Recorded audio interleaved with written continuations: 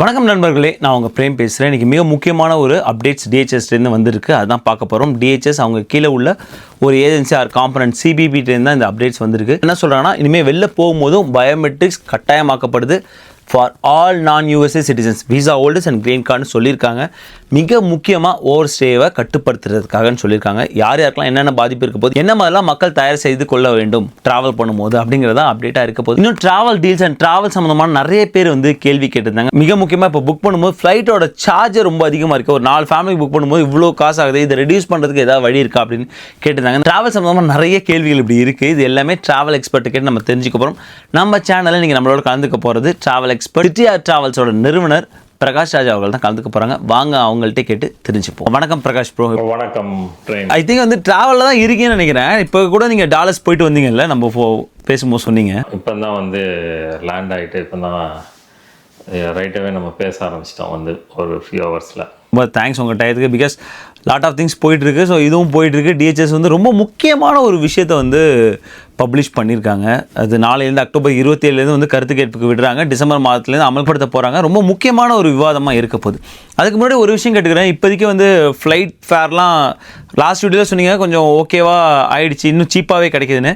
Still சீப்பாகவே கிடைக்குதா இல்லை விலை ஏறிடுச்சா? அக்டோபர் இந்த மந்த்து நெக்ஸ்ட் மந்த் வரைக்கும் ஓரளவு நல்ல டீல் ப்ரைஸஸ்லாம் இருக்குது. ஒரு லெஸ் தென் 1000 நீங்கள் போயிட்டு வந்துடலாம். அது டிசம்பர் வந்து எப்போவுமே பீக் டைம் தான்.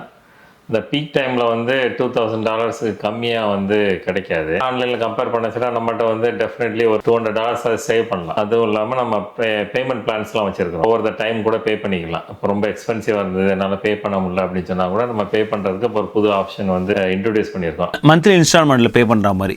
ஆமாம், அதாவது 26 வாரத்துக்கு நீங்கள் பே பண்ணிக்கலாம். அதாவது இப்போ ஒரு எக்ஸாம்பிளுக்கு வச்சுக்கோங்களேன். இப்போ அடுத்த வருஷம் ஒரு கல்யாணத்துக்கு போகிறாங்க, ஒரு 5 பேர் இல்லை 10 பேர் கல்யாணத்துக்கு போகிறாங்கன்னா அவங்களுக்கு ஒரு $10,000 $15,000 டிக்கெட் செலவாகும். எப்பவுமே செலவு பண்ணுமா அப்படிங்கிறதுக்கு பதிலாக அவங்க அந்த பேமெண்ட் பிளான் பண்ணாங்கன்னா 26 வாரத்துக்கு ஷெட்யூல் பண்ணி பே பண்ணிக்கலாம். அது ஒரு கம்பெனியோட நாங்கள் டீல் வச்சிருக்கிறோம். கிரெடிட் செக் எதுவும் பண்ண மாட்டாங்க. நம்ம எவ்ரி வீக்கோ இல்லை மந்த்லி பை வீக்லி எப்படினாலும் நீங்கள் பே பண்ணி டிக்கெட்டை வந்து எடுத்துக்கலாம். இன்னைக்கு என்ன ரேட் இருக்குதோ அந்த ரேட்டை லாக் பண்ணிட்டு நீங்கள் வந்து பே பண்ண ஆரம்பிப்பீங்க. இது நல்ல ஒரு பிளானாக இருக்குது. பிகாஸ் வந்து நிறைய இடத்துல இருக்கும். ஆனால் என்ன விஷயம்னா நம்ம கிரெடிட் கார்டு ஏதோ அவங்கள்ட்ட வாங்கணும். ஸோ அந்த மாதிரி இருக்கா? கிரெடிட் கார்டு வாங்கணுமா? இல்லை அப்படி இல்லை. நீங்கள் உங்கள் கிரெடிட் கார்டை வச்சு தான் பே பண்ணுவீங்க.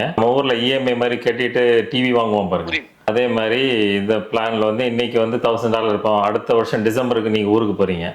இப்போ நம்மளுக்கு தெரியும் டிசம்பர் டிக்கெட் வந்து $2000 வந்துடும். டிசம்பர் 20 போகிறதா இருந்தால் 2200 2300 வரும். 5 பேர் போகிறாங்கன்னா $10,000 வந்துடும். $10,000 வந்து இப்போ பண்ணாங்கன்னா 1500 இருக்கும். ஸோ என்ன பண்ணுவாங்கன்னா ஸ்கெடியூல் பண்ணி கொஞ்சம் கொஞ்சமாக பே பண்ணுவாங்க. அந்த $2000 பதில் இப்போ 1500 தான் பே பண்ணி லாக் பண்ணிவிடுவாங்க அந்த ப்ரைஸை. ரொம்ப ரொம்ப நல்ல விஷயம் பிரகாஷ். இது பல்காக பண்ணுறவங்களுக்கா இல்லை வந்து ஒரு $5000 இல்லை அது கீழேயும் புக் பண்ணுவாங்க? இப்போ ஒரு ஆள் தான் போகிறாங்க. எப்படினாலும் இப்போ சிலவங்க ஸ்டூடெண்ட் இருப்பாங்க, இல்லை சிலவங்க கொஞ்சம் கொஞ்சமாக இப்போ பே பண்ண முடியாது, இப்போ கையில் காசு இல்லை ஆனால் ஊருக்கு போகணும், கட்டாயம் போகணும்னு வச்சுருப்பாங்க. அப்போ வந்து $150 இப்போ பே பண்ணிவிட்டு கொஞ்சம் கொஞ்சமாக பே பண்ணிக்கலாம். எவ்ரி வீக் இல்லை பை வீக்லி அப்படி பே பண்ணி அவங்க க்ளோஸ் பண்ணிக்கலாம். சூப்பர். உண்மையாக ஹானஸ்ட்டாகவே ஒரு நல்ல பிளான். பிகாஸ் வந்து நான் எப்போலாம் போயிட்டு வரணும் மிகப்பெரிய ஒரு பேர்டனாக இருக்கிறது வந்து ஃப்ளைட் ஃபேர். ஏன்னா மொத்தமாக கட்டும்போது இப்படி கட்டும்போது அது எனக்கு தெரியாது. ப்ளஸ் பேர்டன் வந்து ஒரே நேரத்தில் எனக்கு ஃபுல்லாகவே வந்து இருக்காது. நல்ல விஷயம் இது. மெயின் வந்து என்ன பண்ணணும்னா ட்ராவல் பண்ணுறதுக்கு முன்னால் அந்த பேமெண்ட்டை கம்ப்ளீட் பண்ணியிருக்கணும். நீங்கள் பே பண்ணி முடிச்சா தான் நீங்கள் அதுக்கப்புறம் ஃப்ளைட் பண்ண முடியும். ஸோ எமர்ஜென்சிக்கு ஒத்து வராது. பட் நீங்கள் அட்வான்ஸாக புக் பண்ணுறீங்க. இப்போ நெக்ஸ்ட் இயர் சம்மருக்கு இப்போ புக் பண்ணுறீங்கன்னா நீங்கள் கொஞ்சம் கொஞ்சமாக அது இன்றைக்கே வந்து உங்கள் கிரெடிட் கார்ட்லையோ இல்லை உங்கள் பேங்க்லேருந்து எடுத்து போடாமல் கொஞ்சம் கொஞ்சமாக கட்டிட்டு வரலாம். ஸோ சூப்பரான விஷயம். நீங்கள் வந்து அட்வான்ஸாகவே அமௌண்ட்டுமே வந்து லாக் பண்ணுறீங்க. நல்ல விஷயம் பிரகாஷ் ப்ரோ. இப்போ அடுத்து வந்து நம்ம டிஹெச்எஸ் பக்கம் வருவோம். DHS Department of Homeland Security வந்து பப்ளிஷ் பண்ணியிருக்காங்க ஃபெடரல் ரெஜிஸ்டரில். மிக முக்கியமான ஒரு நியூஸாக நான் வந்து பார்க்குறேன். ஏன்னா அந்த பயோமெட்ரிக் சம்பந்தமாக வந்திருக்கு. என்ன வந்திருக்கு நியூஸ் அப்படின்னா வந்து ஏற்கனவே நமக்கு வந்து பயோமெட்ரிக்னு ஒரு விஷயம் இருக்குது. அதான் நீங்கள் யூஎஸ்ஏக்குள்ளே வரும்போது நீங்கள் சிபிபி ஆஃபீஸர்கிட்ட உங்கள்கிட்ட நிப்பாட்டி உங்கள்கிட்ட எல்லா ஃபிங்கர் பிரிண்ட் எடுத்துப்பாங்க, உங்கள் ஃபோட்டோகிராஃப் எடுத்துப்பாங்க. தென் வந்து உங்களோட டாக்குமெண்ட்ஸ் எல்லாம் வெரிஃபை பண்ணிட்டு அவங்க மேனுவலாக வெரிஃபை பண்ணிட்டு அனுப்புகிறாங்க. இப்போ நீங்கள் வெளியே போகும்போது இந்த ஒரு விஷயம் இருக்காது. அதாவது உங்களை ஃபோட்டோகிராஃப் எடுக்கிறதோ உங்களோட பயோமெட்ரிக் ஃபிங்கர் பிரிண்ட்ஸ் எடுக்கிறதோ இருக்கவே இருக்காது. அந்த ஒரு லூப் ஹோல் இருந்துகிட்டே இருந்தது. அதாவது வெளில போகிறவங்களோட அந்த ட்ராக் இல்லையே. ஆனால் வெளில போகும்போது உங்களை நீங்கள் என்னைக்கு வெளில போகிறீங்கன்னு டேட் இருக்கும். பட் அதர் தென் தட் உங்களோட ஐடென்டிஃபிகேஷன் உங்கள் பயோமெட்ரிக் எதுவுமே எடுக்கிறது இல்லையேங்கிற ஒரு விஷயம் இருந்தது. 2021 ட்ரம்ப் கவர்மெண்ட் இதை கொண்டு வரணும்னு முடிவு பண்ணாங்க.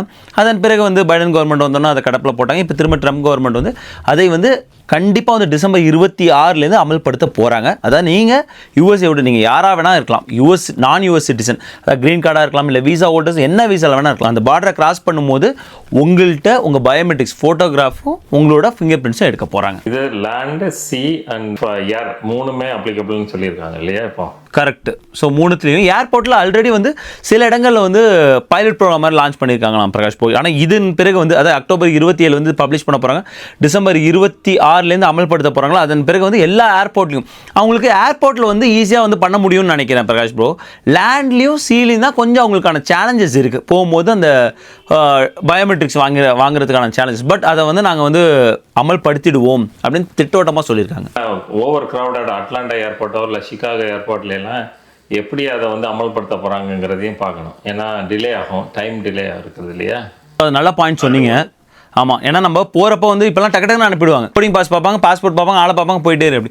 இதுக்கப்புறம் வந்து பயோமெட்ரிக் எடுக்கிறதுங்கும் போது கொஞ்சம் டிலே கண்டிப்பாக ஆகும். அது வந்து எல்லாருக்கும் டிலே ஆகும்போது பெரிய டிலே தான் ஆகும். நல்ல பாயிண்ட் சொன்னீங்க. இது எதற்காக பண்ணுறோம் அப்படின்னு சொல்லும்போது ஃபோட்டோகிராஃப் எடுக்கிறாங்க, ஃபேஷியல் ரெகக்னிஷன் டெக்னாலஜியை யூஸ் பண்ணுறாங்க. யூஸ் பண்ணிவிட்டு இப்போ யாரோ ஒரு நபர் வெளில போகிறாருன்னா அவரோட எல்லா டேட்டாவும் அவங்கள்ட்ட போயிடுது. இப்போ அதே நபர் திரும்ப உள்ளே வரும்போது அவங்களுக்கு தெரியும் இந்த நபர் என்னைக்கு வெளில போனாலும் என்னைக்கு உள்ளே வந்தான்னு. இப்போ அந்த நபர் உள்ளே வந்துட்டு வெளில போகும்போதும் தெரியும், ஸோ எவ்வளோ நாள் ஸ்டே பண்ணியிருக்கான்னு.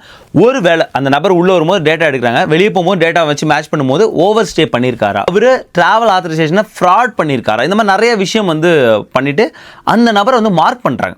ஸோ அது ரொம்ப முக்கியமான, இதோட எல்லாத்தோட ஏன் இதை பண்ணுறாங்கங்கிறதுக்கு பின்னால் இருக்குது அதுதான் சொல்கிறாங்க. ஸோ ஃப்ராடலண்ட் பீப்புளை நாங்கள் பிடிக்க போகிறோம், ஓவர் ஸ்டேவை நாங்கள் வந்து கட்டுப்படுத்தி இல்லை அவங்கள பிடிக்க போகிறோம், டெரரிசம் ஆக்டிவிட்டீஸை கட்டுப்படுத்த போகிறோம். இது நேஷ்னல் பார்டர் செக்யூரிட்டிக்கு ரொம்ப முக்கியமான ஒரு விஷயமா இருக்குது அப்படின்னு தெளிவாக சொல்லியிருக்காங்க. ஸோ இதுதான் வந்து ஏன் இதை அமல்படுத்துகிறாங்க அப்படிங்கிறதுக்கான அந்த பேக்ரவுண்ட். ஸோ இந்த ஃபேஷியல் ரெகக்னிஷன் டெக்னாலஜியை வச்சுட்டே சொல்லிடுவாங்க, இனிமேல் இந்த நபர் எவ்வளோ நாள் இருந்திருக்காரு, கரெக்டாக அவர் வந்து ஓவர் ஸ்டே பண்ணாமல் போயிருக்காரா இல்லையா அப்படிங்கிற ஒரு விஷயம்லாம். இப்போதைக்கு வந்து அந்த டிராஃப்ட் வெர்ஷன் தான் நம்ம வந்து பார்க்குறோம். டிசம்பர் 26 அப்புறம் தான் ஃபுல் டீட்டெயில் வெர்ஷன் நமக்கு வந்து வரும். அப்போ இன்னும் நிறைய விஷயங்கள் வந்து நமக்கு வந்து தெரிய வரும் நீங்கள் சொல்கிற மாதிரி. ஆனால் இந்த வீடியோவோட நோக்கம் என்னவாக இருக்குன்னா, தயவு செஞ்சு யாருமே ஓவர் ஸ்டே பண்ணாதீங்க. ஏன்னா அந்த மாதிரி ஒரு காலகட்டத்தில் தான் இருக்கிறீங்க. ஒரு நாள் ஓவர் ஸ்டேனாலும் பிரச்சனை தான். ஸோ ஓவர் ஸ்டே பண்ணாதீங்க. நீங்கள் வந்து டூரிஸ்ட் விசாவில் வந்தீங்கன்னா தயவு செஞ்சு எக்ஸ்பைரி ஆக போகுதுன்னா 1 மந்த் 2 மந்த் இருக்குன்னா எக்ஸ்டென்ஷன் போட்டுட்டு வெயிட் பண்ணுங்கள், ஓவர் ஸ்டே பண்ணாதீங்க. அது ரொம்ப முக்கியமான ஒரு விஷயம் பிரகாஷ் ப்ரோ. எக்ஸ்டென்ஷன் வந்து சீக்கிரம் அப்ளை பண்ணிடுங்க. ஏன்னா இப்போ கவர்மெண்ட் ஷட் டவுனில் இருக்கிற டைமில் வந்து டிலேஸ் நிறைய இருக்கும். ஏன்னா ஓவர் வெல்மிங்காக இருக்குது அவங்களுக்கு, ஸ்டாஃப்ஸுக்கும். அதனால் அதை பெட்டராக வந்து கொஞ்சம் பிளான் அஹெடாக பண்ணுறது வந்து நல்லது, ரெக்கமெண்டட் 100%. பிகாஸ் வந்து யூஎஸ்ஏஸோட லேபர் ஷார்ட்டேஜ் ஏற்படுதுன்னா அந்த க்ரௌட் அதிகமாகும், அதனால் கொஞ்சம் டிலே இருக்கும். அதனால் தயவு செஞ்சு ஆன் டைம் இல்லை அஹெடாகவே வந்து அதை வந்து பண்ணிவிடுங்க. அது ஒரு விஷயம். இப்போ அமல்படுத்த பண்ண போகிறாங்களா பிரகாஷ் போ, அதில் என்ன சொல்லியிருக்காங்கன்னா, மிக முக்கியமான ஒரு விஷயம், இன்றைக்கி வந்து 14 வயசு கீழே உள்ள குழந்தைங்களுக்கு பயோமெட்ரிக் எடுக்க மாட்டாங்க. அதாவது உங்கள் குழந்தைங்க இப்போ வந்து ஒரு 8 வயசு 9 வயசு H4 வரீங்கன்னா உங்கள் குழந்தைங்களுக்குலாம் ஃபிங்கர் பிரிண்ட்லாம் எடுக்க மாட்டாங்க உள்ளே வரும்போது. ஆனால் இந்த ஒரு ரூலில் என்ன பண்ண போகிறாங்கன்னா, பட் ஸ்டில் அந்த ஃபிங்கர் பிரிண்ட்டை வந்து அப்படியே தான் வச்சுருக்காங்க, எடுக்க மாட்டோங்கிறது. ஆனால் வேறு விதமான பயோமெட்ரிக், முக்கியமாக ஃபேஷியல் ரெகக்னிஷன், இது வந்து 2 விதமான பயோமெட்ரிக் இருக்குது. இன்றைக்குமே ஃபிங்கர் பிரிண்ட்டை வச்சு பயோமெட்ரிக் பண்ணுறாங்க. ஆனால் அதை தாண்டி நாங்கள் அட்வான்ஸாக கொண்டு வரோம். பிகாஸ் நாங்கள் நிறைய மெத்தட் வந்து சர்ச் பண்ணோம், அதில் பெஸ்ட்டான ஒரு ரிசல்ட் கொடுத்தது எதுனா facial recognition technology. Because AI அட்வான்ஸாக வந்துருச்சு. ஸோ அதெல்லாம் வச்சு தான் சிபிபி இந்த ஒரு முடிவுக்கு போகிறாங்க, நம்ம ஃபேஷியல் ரெகக்னிஷன் டெக்னாலஜி வச்சு ஒரு நபரோட பயோமெட்ரிக்ஸை நம்ம ட்ராக் பண்ணுவோம் அப்படின்னு. அப்படியே உங்கள் குழந்தை அதாவது 14 வயசு கீழே இருந்தாலும் அவங்களுக்கு ஃபோட்டோ அவங்க எடுக்க போகிறாங்க. 79 வயசுக்கு மேற்பட்டவராக இருந்தாலுமே எடுக்க போகிறாங்க. ஸோ நான் யூஎஸ் சிட்டிசனாக இருந்தாலே இந்த டேட்டாவை எடுக்க போகிறாங்க. அதே மாதிரி இன்றைக்குமே வந்து இந்த டேட்டாலாம் அவங்கள்ட்ட இருக்குல்ல, மக்களோட அந்த சப்போஸ் யாராவது வீசாவில் வராங்கன்னா அவங்களோட ஃபோட்டோஸு அது சம்மந்தமான விஷயம்லாம் கேலரிலாம் அவங்கள்ட்ட இருக்குது. இல்லை சிபிபி ஆஃபீஸர்ஸ், நீங்கள் வீசா அப்ளிகேஷன் அப்பாயின்மெண்ட் போயிருக்கலாம், வீசா அப்ளிகேஷன் போட்டிருக்கலாம், போர்ட் ஆஃப் என்ட்ரியில் வந்திருக்கலாம், இல்லை வேறு ஏதாவதுக்காக நீங்கள் யூஎஸ்ஏஸ் போய் பயோமெட்ரிக்ஸ் கொடுக்கலாம். இந்த மாதிரி நிறைய இடங்களில் நீங்கள் பயோமெட்ரிக்ஸ் கொடுத்துருக்கீங்க, ஃபோட்டோகிராஃப் கொடுத்துருக்கீங்களா, அந்த டேட்டா எல்லாமே எங்கள்கிட்ட இருக்குது. அது எல்லாமே வந்து என்ன சொல்கிறாங்க, டிவிஎஸ்ன்னு சொல்கிறாங்க, ட்ராவலர்ஸ் வெரிஃபிகேஷன் சர்வீஸ் அப்படிங்கிறாங்க. ஒரு பெரிய ஒரு க்ளவுட் சர்வீஸை உருவாக்க போகிறாங்க, மிகப்பெரிய ஒரு டேட்டா வந்து அதில் இருக்க போகுது அப்படின்னு அவங்களே சொல்லியிருக்காங்க. அந்த டிராஃப்டில் படித்து பார்த்தீங்கன்னா தெரியும். ஸோ அதுலேருந்து வந்து நாங்கள் மேட்ச் பண்ண போகிறோம். இப்போ இந்த நபர் வந்துட்டு போகிறாருன்னா அந்த டேட்டாலாம் இருக்கும், போகிறாரு மேட்ச். இப்போ அதே நபர் திரும்ப வராருன்னா திரும்ப வெரிஃபிகேஷன் பண்ணுவோம். சப்போஸ் அந்த ஃபோட்டோ வெரிஃபிகேஷன் ஃபெயில் ஆகிடுச்சுன்னா அடுத்தது நீங்கள் ஒன்றும் பயப்படணும், ஃபோட்டோ வெரிஃபிகேஷன் ஃபெயில் ஆனாலும் அனுப்ப மாட்டாங்க. அடுத்து வந்து பழைய மெத்தடில் அந்த பயோமெட்ரிக்ஸ் வச்சு வெரிஃபை பண்ணுவாங்க. ஆர் டாக்குமெண்ட் வச்சு வெரிஃபை பண்ணுவாங்க. ஸோ என்ன சொல்லியிருக்காங்கன்னா இது வந்து இன்னும் சிம்பிளிஃபைடு ஆக்குது. அது என்ன சொல்கிறாங்க, சிம்பிளிஃபைடு அரைவல் தான் அந்த ப்ரோக்ராம் பேரே வச்சுருக்காங்க ஏர் மூலியமாக வர்றவங்களுக்கு. இது ரொம்ப சிம்பிளிஃபைடு ஆக்குது சிபிபி ஆஃபீஸர்ஸோட வேலையை அப்படின்னு இருக்காங்க. ஒரு விதத்தில் பார்த்தீங்கன்னா வந்து இது இன்னும் கொஞ்சம் ஃபாஸ்ட்டாக வந்து வர்றவங்களுக்கு வெரிஃபை பண்ணுறதுக்கு ஈஸியாக இருக்கும். இன்னொரு விதத்தில் 98% தான் அக்யூரசின்னு இருக்கிறதுனால இன்னும் அந்த 2%ங்கிறதுல நிறைய பேர் மாட்டிக்கிட்டாங்கன்னா அவங்களுக்கான ஃபர்தர் வெரிஃபிகேஷன் அது கொஞ்சம் டிலே ஆகும்.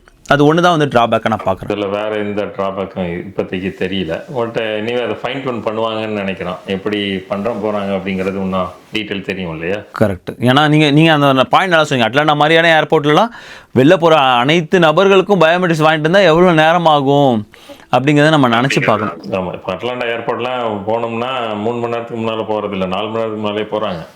இல்லைன்னா ஃப்ளைட்டை மிஸ் பண்ணிடுறாங்க. அந்த அவ்வளோ லாங் டிஎஸ்ஏ கியூ இருக்குது. ஸோ இப்போ இதுவும் ஆட் ஆச்சுன்னா என்ன ஆகும் அப்படிங்கிறத நம்ம பார்க்க வேண்டியது இருக்கும். லாஸ்ட் மினிட் போகிறவங்களுக்கு அந்த டிலேனால என்னென்ன பிரச்சனைகள் வரும் அப்படிங்கிறது இருக்குது. நீங்கள் இப்போ ட்ராவல் பண்ணீங்களா Dallas to new Jersey, travel பண்ணும்போது இந்த ஷட் டவுன்னால ஏதாவது டிலே பார்க்க முடிஞ்சுதா உங்களுக்கு லோக்கலில் ட்ராவல் பண்ணும்போது? டிஎஸ்ஏலையோ எதுலேயுமே அந்த டிலே எதுவும் பார்க்க முடியல. பட் எனக்கு இன்றைக்கி ஃப்ளைட் நான் 3 மணிக்கு கிளம்ப ஆரம்பித்ததுலேருந்து இங்கே வர்றதுக்கு எனக்கு ஈவினிங் 7 மணி ஆகிட்டு வீட்டுக்கு வர. பட் என்னென்னா ஃப்ளைட்டு டிலே, ஏன்னா நேற்று தண்டர்ஸ்டாம் டாலஸில், அதனால் ஃப்ளைட் வந்து அங்கே incoming flights delay, and then maintenance delay, அதனால் ஃப்ளைட்டு டிலே வழியாக. மற்றபடி வேறு அந்த ஏர்போர்ட்டில் மக்கள் பற்றாக்குறையினால டிலே இதில் இல்லை. ஸோ அந்த ஏர்போர்ட் இங்கே டிசிலையும் பார்த்தேன், டிசிலையும் அவ்வளோ ஃப்ளைட் எதுவுமே கேன்சல் ஆகலை. இங்கே ஆல்பனிக்கு வர ஃப்ளைட் வந்திருக்கு, எதுவுமே கேன்சல் ஆகாமல் கரெக்டாக தான் வந்திருக்கு இங்கே வந்தது எல்லாமே. அதனால் இப்போ ட்ராவல் பண்ணுறவங்களுக்கு ஏன்னா ஷட் டவுன் போயிட்டு நம்ம பேசுனதுக்கும் இன்னும் பார்த்தா நான் முடிச்சிருப்பாங்கன்னு நான் முடிக்காமல் போயிட்டுருக்கு. ஸோ அதனால் இது வரைக்கும் ஒரு மேஜர் கேன்சலேஷன் டிலே அப்படின்னு உங்கள் மூலியமாக புக் பண்ணவங்க யாருமே சொல்லலை. இது வரைக்கும் எதுவுமே டொமஸ்டிக்லேயும் இல்லை, இன்டர்நேஷ்னல் லெவல்லையும் ஃப்ளைட்ஸ் வந்து டிலேஸ் வந்து இல்லை. இந்த ஆள் பற்றாக்குறையினால இல்லை, வெதரில் அந்த மெயின்டெனன்ஸ் ரிலேட்டடில் தான் இருக்குது, வேறு இந்த இதில் இல்லை. சூப்பர், அது கொஞ்சம் நம்பிக்கையாக இருக்குது. ஏன்னா நிறைய பேர் பிளான் பண்ணியிருக்காங்க அடுத்தடுத்து ட்ராவல் பண்ணுறது. தேங்க்ஸ்கிவிங்க்கு முன்னால் முடியணும். ஏன்னா தேங்க்ஸ்கிவிங் தான் மோஸ்ட் ட்ராவல்டு பீரியட் இல்லையா? இன்னும் 3 வாரத்தில் வந்துடும், அது நெருங்கிட்டு இருக்கும். ஸோ அந்த ஒரு நம்ம மேஜன்ஸுக்கு முன்னாடி இந்த ஷட் டவுன் வந்து முடியறது வந்து எல்லாருக்குமே வந்து நன்மை பயக்கும். ரொம்ப முக்கியமானது அந்த ஓவர் ஸ்டே. ஸோ நீங்கள் எப்போனாலுமே உங்கள் I-94 நீங்கள் இதுவுமே ரொம்ப ரெக்கமெண்டட். நீங்கள் உள்ளே வரீங்க, அங்கே I-94 உங்களுக்கு கொடுத்துட்றாங்க. அதான் நீங்கள் பார்டர் கிராஸ் பண்ணும்போது அங்கே சிபிபி ஆஃபீஸர் உங்களை பாஸ்போர்ட் கொடுத்துட்டு okay you can go now அப்படின்னு சொல்கிறாங்க. ஆனால் I-94 அப்லோட் பண்ணுறாங்க. தயவு செஞ்சு அதுக்கப்புறம் நீங்கள் வெரிஃபை பண்ணுங்கள் உங்கள் I-94 கரெக்டாக அப்லோட் பண்ணியிருக்காங்களா இல்லையான்னு. சில நேரங்களில் வெரி ஃபியூ இன்சிடென்ட்டில் வந்து தப்பாக அப்டேட் பண்ணிடுறாங்க டேட்டு. ஸோ அது வந்து நீங்கள் சீக்கிரமாக கரெக்ட் பண்ணுறதுக்கு அது யூஸ்ஃபுல்லாக இருக்கும். மந்தில் அப்டேட் பண்ணது சில எரர் இருக்கும், ரொம்ப ரேரான சினாரியோவில் எரர் இருக்குது. என்ன பண்ண மாட்டேன், பேப்பர் டாக்குமெண்ட் கிடையாது, எல்லாமே ஆன்லைன். அதனால் அவங்க வெரிஃபை பண்ணி வச்சுக்கிறது வந்து பெட்டரு. இல்லைன்னா கொஞ்சம் லாஸ்ட் மினிட்ல உட்காந்து தடுமாறிட்டு இருக்கும். ஸோ இதுதான் வந்து இன்னைக்கு DHSோட அப்டேட்ஸ் ப்ளஸ் ட்ராவல் அப்டேட்ஸ் வந்து பிரகாஷ் ப்ரோ கொடுத்தாங்க. ரொம்ப தேங்க்ஸ் பிரகாஷ் ப்ரோ உங்கள் டைம். நன்றி பிரேம்.